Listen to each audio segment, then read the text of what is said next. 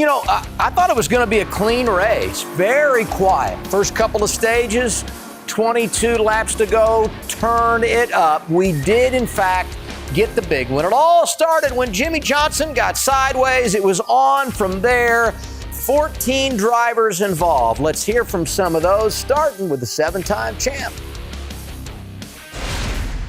It looks like Willie may have gotten tight and was leaving the bottom at a good rate of speed up into the second lane, and we didn't make contact, but just the change in air pressure just turned me sideways, and around we went. I just saw the 48 spin. I don't know what happened to cause that, but we lost our track position there and couldn't seem to get it back there on that last restart. So that was a bummer, but that's the brakes here.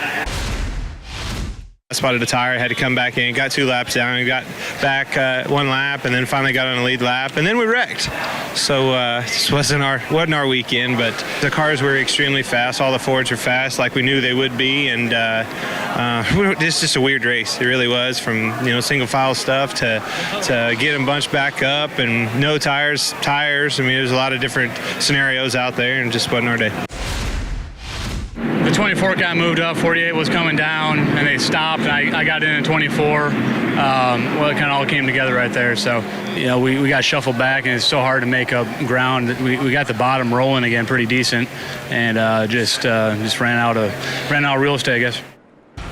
Okay, let's go next level with the big one. 22 to go, 14 drivers involved in this one. And the interesting thing about it is it wasn't even set off by contact between 2 drivers, the 48 and the 24. Walk me through exactly what happened here, Larry. Well, I think 22 laps to go, the intensity level was certainly starting to pick up, but it's going to involve these 2 teammates right here, William Byron in the 24 car and Jimmie Johnson in the outside on the 48 car. Jimmie Johnson had gotten a really good run down the back straightaway, and he moved to the outside of his teammate. And what's going to happen, it was almost worst case scenario for Jimmie Johnson in the 48 car. AJ, these cars were loose all day long without anybody at their left rear. Yeah, in practice, I was sliding around. So as we see William on the outside, on the inside, Jimmie on the outside, it's just he's close enough that William's car gets tight, it looks like. He gets off the yellow line, it gets light. He gets in the left rear, just misses it, but right against it. And because of that, because these cars were so light,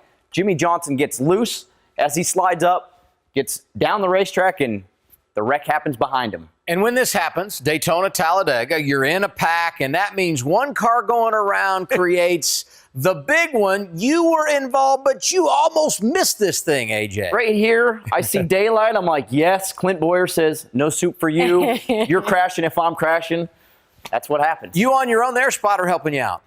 He's telling me go low, and I'm just seeing dirt and grass and just praying at that point. Yikes. Denny Hamlin sneaks through as well, and a couple of other guys are just barely make it through there. Yeah, you think about Brad Keselowski right there in the 2 car. He won one of the stages. Paul Menard won the other stages. Both of those drivers were involved. But here they are right here. You can see as we get near the end of the backstretch how far behind Jimmie Johnson. But to my point earlier, he gets that good run at the end of the back straightaway and goes to the outside of William Byron in the 24. And right there, you saw William Byron kind of dip down and catch the apron, but look how far the 24 car is off the bottom compared to Stenhouse, compared to Menard, and these other cars. His car was either tight or it was just walking up the racetrack because of air. Yeah, and it just, at that point, I mean, he doesn't touch Jimmie Johnson. It just gets him light enough that he gets loose. But the biggest thing is here is we can see the 11 car and the 18 car.